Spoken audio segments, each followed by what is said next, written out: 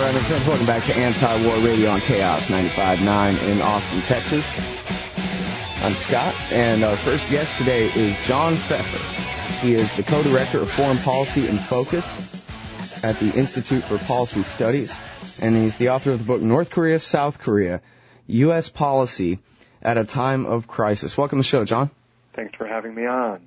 Oh, well, you got this very interesting article that ran at Tom Englehart's site, Tom Dispatch, and we're running it today on antiwar.com. Asia's hidden arms race. 6 countries talk peace while preparing for war.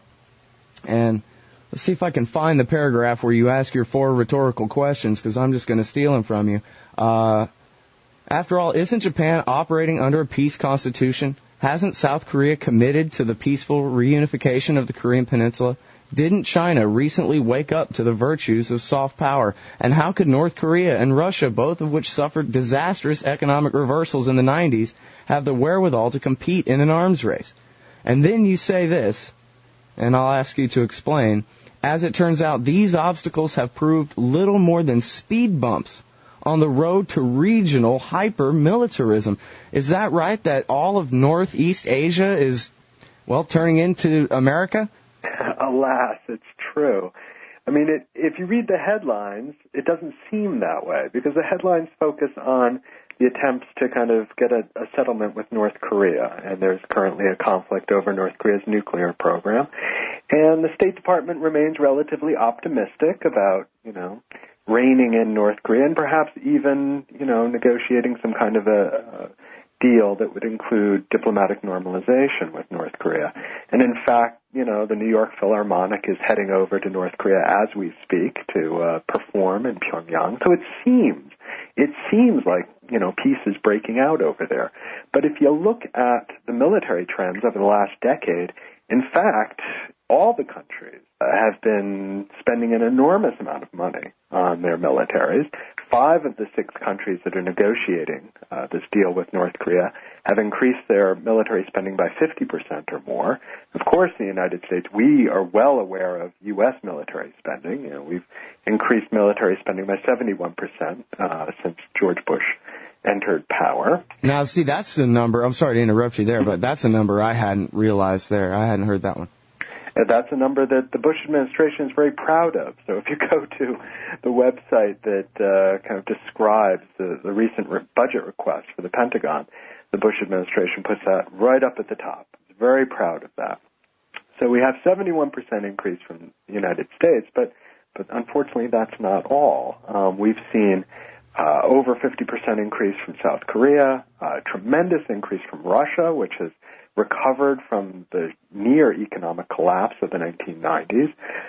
We've seen an increase in China, Chinese military spending, which is probably the only country that has received any kind of attention here in the United States for reasons I can talk about. Right. Even North Korea, which, is a relatively impoverished country, devotes an enormous amount of money to its military and has tried to increase the amount of money it's spending. The only country that, in fact, hasn't increased its military spending is Japan. And there are a couple of reasons for that. One is because it's already spending a lot of money on the military. Another is the peace constitution. This is the constitution that was established in Japan after World War II. And informally, the Japanese government has kind of agreed to keep its military spending to 1% of overall government spending.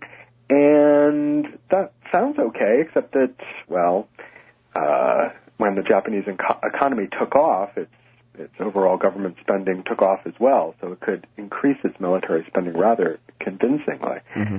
But for Japan, the most important issue here is not so much the amount of money that it's spending on the military, but its attempts right now to bend the Constitution and to change the nature of its military. For over 60 years, the Japanese military, or rather, about 63 years, the Japanese military has been defensively organized. It's the self-defense forces. That's what the military is called. But in the last 6 or 7 years, the Japanese military has decided, it wants to become a normal military, quote unquote. And that means being an offensive military. And that means getting the capabilities to do so, such as what is known as in-air refueling capability. In other words, right now, or up until, say, it'll get this capability in a couple months, it was not able to send its Air Force on bombing runs because it didn't have the capability of actually sending them for more than 100 miles or so. Well, and a lot of that is so that they can be useful in helping America in our missions around the world. That's correct. In fact, the United States has encouraged Japan to kind of break out of its peace constitution because the United States needed Japan's help. Not just economic help. I mean, we might remember that Japan provided a certain amount of money in the first Gulf War, but the United States wanted more than just money. It actually wanted Japan to provide logistical support. It wanted Japan to provide fueling in the operations in Afghanistan, transport in the operations in Iraq, and pushing Japan to kind of exceed its defensive role, the defensive role it played for so many years. So, in part, the United States is responsible for Japan kind of acquiring these new offensive capabilities. Well, and they're also, are they not the front line, so to speak, in America's missile defense system that we're putting in? Absolutely. In fact, most of our European allies are very suspicious of missile defense. They consider it not defense, but rather offense, because it basically encourages other countries to increase their military spending to kind of get around this purported missile shield that we're building. Japan, on the other hand, has been perhaps the number one booster for missile defense. And the reason why is, in 1998, North Korea sent a rocket over Japan, and the name of the rocket was Taepodong. And so in Japan, this is known as the Taepodong shock. It shocked the Japanese politicians. It shocked the Japanese public. And politicians basically saw it as a big kind of birthday present. In other words, that they were looking for some kind of reason that they could give the Japanese public to increase military spending and to develop offensive capabilities and to participate in U.S. missile defense. This rocket from North Korea was kind of the perfect rationale which they used. So since 1998, Japan has kind of gone full speed ahead with the U.S. In its missile defense plans. South Korea has been very skeptical. China and Russia, of course, have been very much opposed to this missile defense because they see it as a kind of new line running down Northeast Asia with Japan and the United States on one side, China, Russia, North Korea on the other. So a kind of new Cold War divide created by who is under the missile shield and who is not under the missile shield. Right. And now, but here's the thing, though. There's no such thing as a missile shield, right? I mean, this is all just giant welfare checks for military-industrial complex companies that never deliver. That's correct. I mean, there have been, of course, any number of tests that the Missile Defense Agency here in the United States has run. At first, they all didn't work, and then they kind of jiggered the system so it would work. But still in all, we're talking about a defense system that doesn't really work and can be easily overwhelmed, not by missiles, but in fact by so-called space junk. In other words, decoys, anything that, say, another country would send at it that would convince these missiles that incoming was coming. So it really is a boondoggle. It's $10 billion a year that the United States is spending on this without any real result. Well, and when you talked about missile defense as not really defensive from the European point of view, that to me makes sense. I guess if we had just kind of a basic government where our military was our self-defense forces and we weren't going around, being the world's policeman and so forth, but our military stayed home and we had a missile defense system, then it would be a missile defense system. But in this case, I forget who made the analogy, but this is sort of like showing up to a fight in armor. It's part of your offensive, military capacity and whatever that you have these defensive missiles. They don't stand alone. They're part of the aggressive foreign policy. Absolutely. And in fact, we're not only encouraging other countries to kind of develop their kind of sophisticated decoy system to fool the missile defense, as well as beefing up their real missiles, but we're also encouraging them, in some cases, to build their own missile defense system. And, there used to be an arms control treaty that limited this, the anti-ballistic missile treaty, which, alas, the Bush administration withdrew from, something that they had, one of the top priorities when they came in to Washington was to repeal the ABM treaty.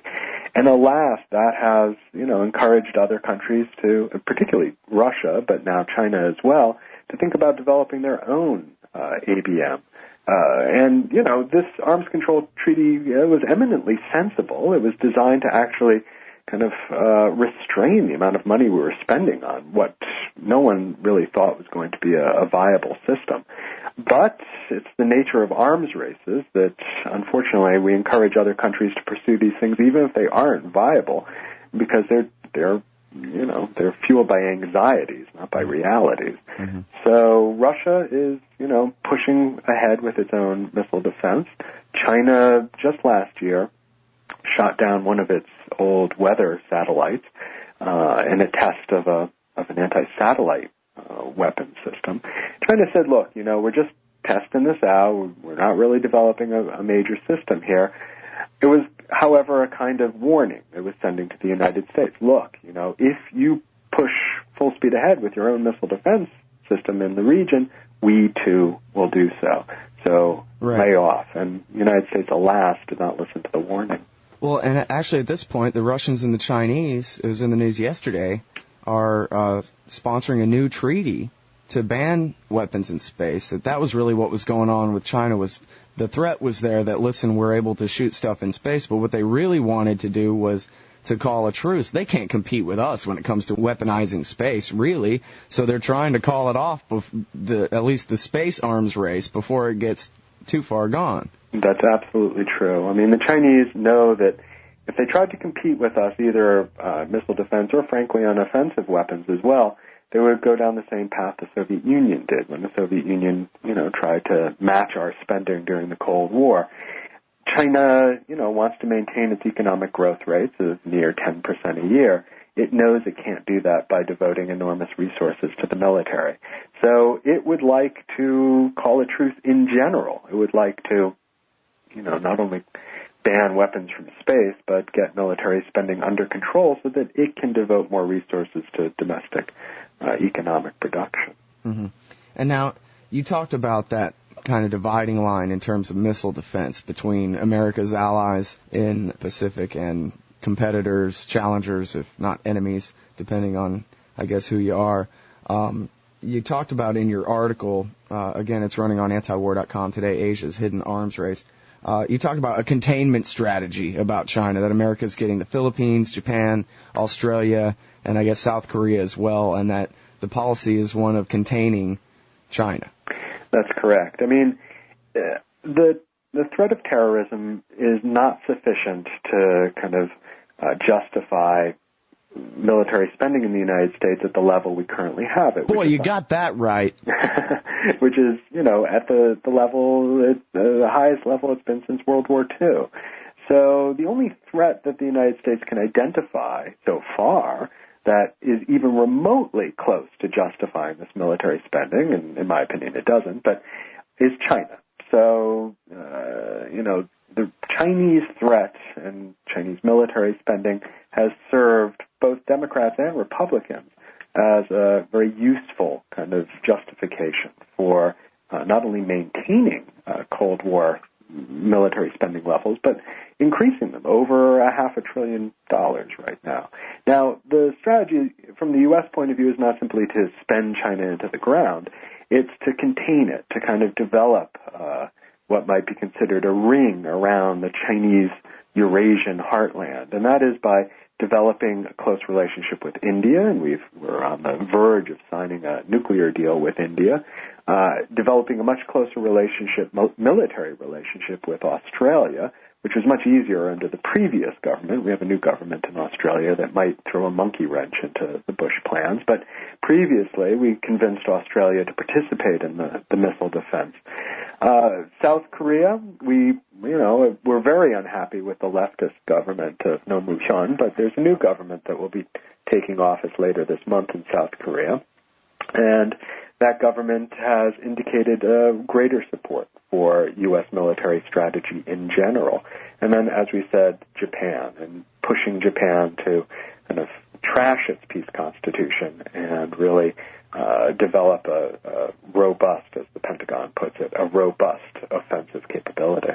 Yeah, isn't that great? Undoing the peace constitution that came after World War II when Japan was basically disarmed for our own aims against China, which, in fact, wait a minute, weren't we at war with Japan to force them out of China back then? Okay, I'm sorry. Never mind. That's correct. Well, the ironies are manifold. I mean, for instance, there are Japanese nationalists who say they have to get rid of the peace constitution because it was written by the United States, only so that they can then turn around and link arms with the United States in a new kind of military containment strategy. All right, well, it's a terrible paradox. Here's the thing, John. It's so obvious here. I mean, especially when you talk about, Osama doesn't justify this budget, so we have, business executives and military men hunting around looking for a plausible excuse to spend all this money. I mean, that's basically what it comes down to, is the weapons sales are driving the policy here. But let me ask you really to try to take the Hawks' point of view on this. If you were, some neocon advisor to a congressman in the House somewhere, and you were trying to make him believe that China is a terrible threat, how severe is their buildup? Are they actually preparing offensive military capability that America should be concerned about? I mean, obviously they have a population of 1 billion. They could field a massive army, but where could they field it? Mm-hmm. Well, if I were a kind of neocon advisor to a Hawk congressman, I would say I would list a couple of the kind of salient facts that have gotten a lot of media play. Number one, China has increased its military spending rather dramatically. It's surpassed Japan to be number 4 in terms of military spending. It has admitted that it spends about almost $50 billion, but according to defense estimates, it's closer to $100 billion. And mind you, this kind of range in military spending is not exclusive to China. I mean, obviously, here in the United States, you hear lots of different military budget figures, in part because it's whether you include money spent on nukes in the Department of Energy, money on military housing that's generally not included in the military budget, and then, of course, the big numbers, which are the Iraq and Afghanistan supplemental. So it's not unheard of to have a range of numbers there.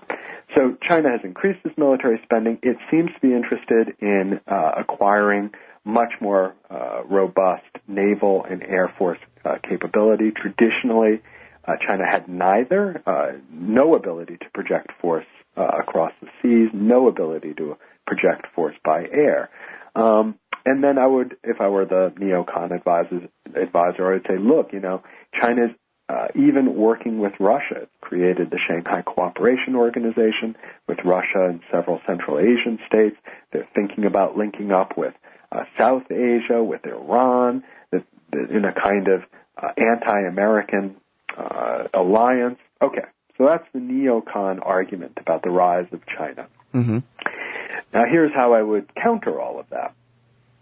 First of all, China has increased its military spending. A lot of that has gone to support its army and to make it and to modernize it. I mean, traditionally the Chinese army was large, but it had absolutely no capabilities. I mean, it was so embarrassing that, when China went to fight Vietnam, and Vietnam's a very small country, it lost. This was a grave embarrassment to China back in 1979. So China knew that it had to spend money on its army, and a great deal of this military budget goes simply to modernization. In terms of China's ability to project force by sea or by air, it still is way behind the United States. I mean, obviously, it's only spending at most 1/5 of what the United States is spending on military, but more importantly, it just doesn't have the capability to either build its own modern aircraft carriers, nuclear-powered subs, but it also cannot acquire those from other countries because the United States is not going to sell it to them. And at the moment, there's still an arms ban between EU and China. So China is simply not able to kind of develop that capability. Does it have any intention to create an anti-American alliance with Russia? Well, I think that the positioning of U.S. bases in Central Asia after 2001 was a real wake-up call to Russia and China, and they realized that they had to work together to kind of contain U.S. influence in that region, in other words, in their own backyard. However, the Shanghai Cooperation Organization is far from an anti-American organization. In fact, its chief focus is counterterrorism, and it actually, both Russia and China have worked with the United States on these anti-terrorism or counterterrorism activities. So all in all, I would say that China does not pose a military threat to the United States. Although it is spending more money on the military, it isn't developing any capabilities that actually threaten the United States. The only concern, I would say, would be Taiwan. Obviously, China has said that it considers Taiwan to be part of mainland China, and Taiwan itself, under the leadership of Chen Shui-bian, has said, no, we want independence. And so there is a great potential there for not only conflict, but even potentially war. The United States over the years has provided Taiwan with, a pretty top-of-the-line army. And Taiwan is perfectly capable of defending itself, and the United States has pledged to come to Taiwan's defense if it is attacked. However, the United States will not come to Taiwan's defense if it simply declares independence. So that's an important distinction that all U.S. governments have made. Mm-hmm. So that's how I would characterize the kind of the pro and the con in terms of the Chinese. So China is so dangerous that they probably couldn't even take Taiwan. Probably not. Okay. Probably not. And remember, China has 18 nuclear weapons facing the United States. 18. We have enough nuclear weapons to destroy every major Chinese city. Every major Chinese city, they have 18 nuclear weapons. Yeah. Although, 18 can get a lot of damage done. That ought to serve as a good deterrent, but you're right. That's no way to wage war against us. They could do a lot of damage. The thing is that they're not on alert. In other words, we could, if a war broke out, probably take them out before they even were put in the silos and launched. So it's not, at the moment, a very effective nuclear deterrent. Mm-hmm. All right. Now, I want to talk all about the Korean Peninsula as well. But before we get into, how much money is being spent here and there, I was wondering if I can ask you about the nuclear deal itself. Sure. and the progress being made. Mm-hmm. Basically, in 2002, the U.S. accused the North Koreans of having a secret uranium enrichment program, mm-hmm. which apparently they never had, although they had bought some enrichment equipment from AQ-CON. They never used it. But based on the accusations, the U.S. broke the deal that Warren Christopher had made with them. Mm-hmm. And so then they withdrew from the Non-Proliferation Treaty, started harvesting plutonium out of their Russian-built reactors, and started making nuclear weapons. And then I believe it was just about a year ago, right, when Dick Cheney was on a world tour threatening people, Condoleezza Rice and the State Department guys convinced Bush to let them go and make a deal with or I guess it wasn't even a year ago, right, 9 months ago or something. Well, there were two agreements, one in 2005, that was the first one, but then it was a 2007 agreement, which was really a breakthrough agreement. Right. I mean, yeah, there's been the six-party talks, but they hadn't really been going anywhere. Mm-hmm. But now there's this new deal, but I guess I was under the impression that the North Koreans were to have resolved every last question with the IAEA by the end of last year, and now it's the middle of February, and I haven't heard much about it. Well, that's correct. They were supposed to, as part of the kind of next steps in the deal, provide a complete accounting of their nuclear weapons programs. Now, that included not only the amount of plutonium that it currently has, but also information about its HEU, or highly enriched uranium program. North Korea, in fact, did provide a list of its nuclear programs. It's just that the U.S. deemed it insufficient. So, for instance, North Korea said it had 30 kilograms of plutonium, and the United States estimates, based on the amount of time that North Korea was reprocessing, estimated that North Korea would have somewhere between 30 and 50 kilograms. So, yes, North Korea was within that range, but the United States really expects that it has a little bit more. The HEU program, well, North Korea said, well, as you said, we didn't do anything. We might have bought a couple of aluminum tubing, but we actually didn't use it for HEU purposes. And it turns out that that's probably the case. Chris Hill, the chief U.S. negotiator, visited North Korea, was taken to a couple of places where the tubing was, North Korea said the tubing was being used, and Hill said basically, yes, it doesn't look as though they've been using it for any real HEU program. And actually, about a year ago, the CIA retracted its initial estimate of a robust HEU program and said, look, we don't think North Korea actually has much of an HEU program at all. So in other words, with North Korea, providing an estimate more or less within the U.S. range for plutonium, and with the U.S. kind of backing away from its initial claims of what North Korea's HEU program would be, it looks like we should be able to get a compromise on this issue. North Korea is supposed to have until the end of this month to provide this complete accounting. My guess is that if not by the end of this month, then shortly thereafter, it is possible that the State Department and North Korea will come to some kind of compromise on that issue. On the U.S. side, we're supposed to remove several sanctions from North Korea. One, the state sponsors of terrorism list. We're supposed to remove North Korea from that. The Trading with the Enemies Act. And basically the State Department recently announced that, North Korea complies with the conditions. There are no kind of technical reasons why North Korea can't be removed from the list. So it's simply a political decision.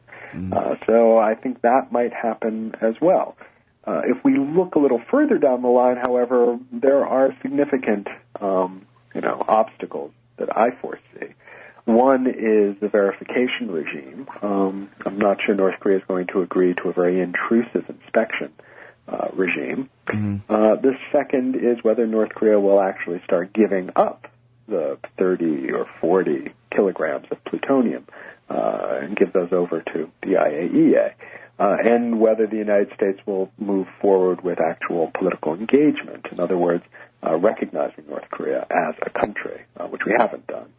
So that's kind of number one on North Korea's list of priorities. So and that's now, basically where we are now. In terms of them giving up the plutonium and all that, that part of the agreement has yet to be reached. They've put that off? That's correct. Well, it's stages, So the first stage was basically North Korea agreeing to accept inspectors, to freeze its facilities in Yongbyon and start to dismantle Yongbyon. That's the chief kind of plutonium facility. And in exchange, it got several 100,000 tons of heavy fuel oil. So that part of the agreement was reached. And, it's even a better deal that they got this time than they had back when Bush and Bolton broke it in 2002, right? Even more welfare and even more fuel oil, et cetera. Well, yes and no. I mean, the 1994 agreed framework provided North Korea with heavy fuel oil, but it also provided them with 2 light water reactors, nuclear reactors. Oh yeah, from Don Rumsfeld's company, right? That's right. So that was the major kind of the major plum that North Korea wanted. Now, the construction of those light water reactors actually considerably delayed on both sides, and so they never actually got built. And so I think North Korea still wants something like that. It has said repeatedly that it wants to have some kind of self-reliant energy source. In other words, it doesn't want to have to rely on China, which provides it with approximately 90% of its energy supply right now. It doesn't want to rely on heavy fuel oil coming from a declared enemy state like the United States, nor does it actually want to rely on electricity lines that are flung over the DMZ from South Korea, because those can be easily cut. So what it wants is something that is independent, an independent source, and that's why it wants the nuclear reactors. Sure. Okay, now tell me about the Sunshine Policy and about railways being built between the two countries opening trade relations? Are we anywhere near any kind of reunification? Well, it depends on how you define reunification, of course. I mean, I like to call what's going on now kind of slow motion reunification. In other words, we have seen the train lines that had been absent between North and South Korea since the Korean War reopened, and trains actually going back and forth. We've seen the construction of a viable joint economic zone at the Kaesong industrial zone, which is just north of the DMZ, and employs about 10,000, upwards of 10,000 North Korean workers and a lot of South Korean managers of South Korean firms. We've seen tremendous increase in exchanges, cultural exchanges, a real uptick in trade between the two countries, divided family reunions, reunions of families that were divided by the Korean War. All of that has, been basically slow motion reunification. We haven't seen anything like political reunification, in which the two sides discuss a kind of joint parliament. We haven't seen anything like a real integration of the economies as Western and Eastern Germany had. So all of that is considerably further down the line, at least from the point of view of South Korea, which doesn't really want to spend the $1 trillion or so that it's expected to cost. And North Korea doesn't want to give up its sovereignty just yet. So all of that has been taking place basically since Kim Dae-jung took over in 1998 and accelerated after 2000, which was the first Inter-Korean summit, and was built on last year with the second Inter-Korean summit. But even as that has gone forward, even as the two Koreas have been making nice at the negotiating table, South Korea has gone forward with a tremendous increase in military spending. And the reason why is simply that in order for Kim Dae-jung and Roh Moo-hyun, the two South Korean presidents, in order for them to push engagement forward, they had to kind of satisfy the demands of the hawks within South Korea, who were saying, look, you can't just kind of sit down with our historic enemies and kind of agree to all this without having some kind of an insurance policy. And so their insurance policy has been, not only to increase military spending, but to really import some major high-tech military goodies. So South Korea last year became one of only 5 countries with Aegis technology on its ships. It is, pushing for, next-generation fighter planes. It wants unmanned aerial vehicles. I mean, it really is kind of developed an enormous wish list for the next generation of the South Korean Army.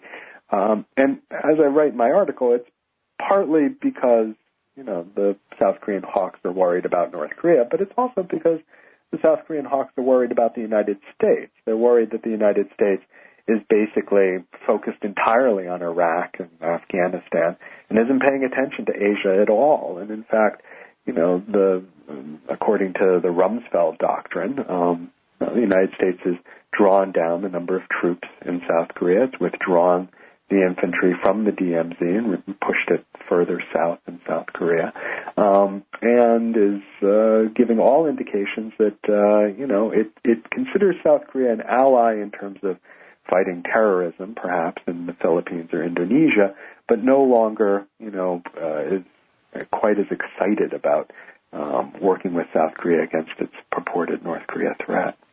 Do you think if America took more of a hands-off policy and just went ahead and followed through on the Rumsfeld doctrine, got our soldiers out of there and just sort of told the South Koreans, work things out, that they would be able to reunify peacefully anytime soon?